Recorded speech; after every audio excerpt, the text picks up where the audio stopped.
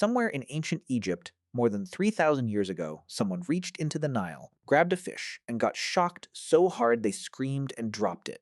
That fish had a name: the electric catfish. Egyptian tomb art from around 2750 BCE actually shows it, this strange, glossy creature that could drop a grown man with nothing but its own body. No wires, no metal, no idea what it was doing. It just did it. So here's the question, and it's a good one. If humans were already getting zapped by electricity thousands of years before Benjamin Franklin ever flew a kite, why didn't anyone build it on purpose? What would it have taken? And what actually stopped them?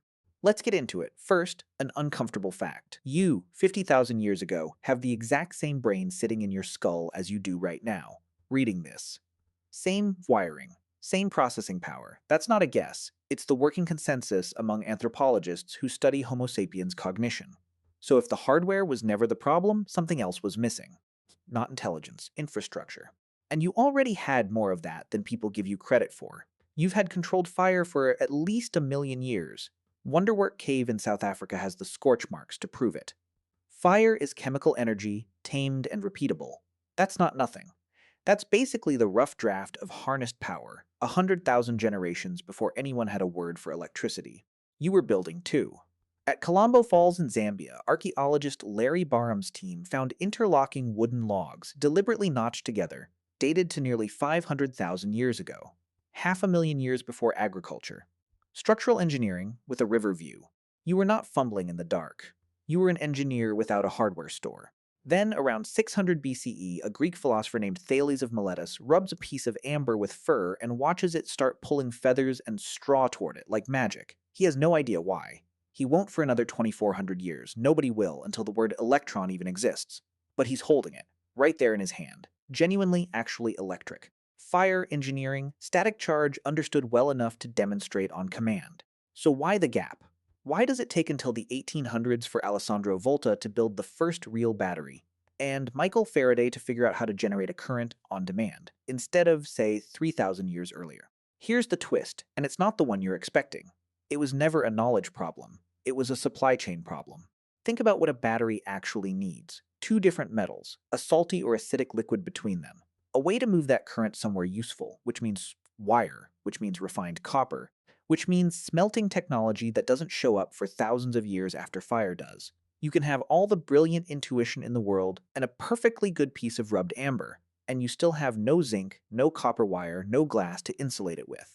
The parts for electricity were locked behind an entire chain of other inventions nobody had built yet: metallurgy, chemistry, precision tools. And building that chain required something rarer than any of those materials: spare time. In a small hunting band, spending your life chasing "what does this fish actually do" is a luxury nobody can afford when the actual job today is not starving. Electricity was never a lone genius moment. It's a relay race across specialists: miners, metalworkers, glassblowers, mathematicians, and none of them can exist until a society is big enough and settled enough to feed people who aren't out hunting. You didn't lack the spark, you lacked the assembly line. Now picture it anyway. Picture the version where the assembly line shows up 40,000 years early. You're crouched by a dying fire, alone, hands wet from the tide pool you just pulled two different rocks out of. One gray, one greenish, wrapped together in wet sinew because your hands were cold and it seemed like a way to keep them that way. Instead, your fingers start to tingle. Not burn. Tingle. Steady. Alive. You don't scream. You almost want to, out of habit, but nothing is biting you. Nothing is on fire. It's just there, humming quietly against your skin, and you have absolutely no idea what to do with it. That's a genuine battery. Salt water, two dissimilar metals, almost exactly the setup an Italian scientist named Luigi Galvani would stumble into in the 1780s, twitching frog legs and all 40,000 years later in a lab instead of a cave. You just got there first. Nobody around you claps. Nobody understands what just happened, including you. There's no light bulb waiting to click on, because glass and tungsten filament are still tens of thousands of years away. There's just a strange tingle in your fingers, and a very long, very quiet night ahead of you, wondering what it's for. That's the whole gap in one image. The spark existing is not the same thing as the spark meaning anything yet. We like to imagine electricity as one lightning bolt moment. Franklin's kite, a bulb flickering awake in Edison's lab. It wasn't. It was the last domino in a chain that started over 2,000 years earlier, with someone noticing amber attract feathers, a fish deliver a shock, a frog's leg twitch for no visible reason, and nobody, for 2 millennia, had the surrounding technology to turn weird into useful. And here's what should actually bother you a little. We are, right now, exactly as blind as that shaman crouched by the fire.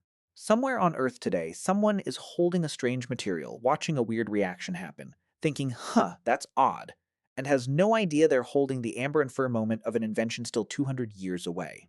We assume we're standing at the finish line of human knowledge.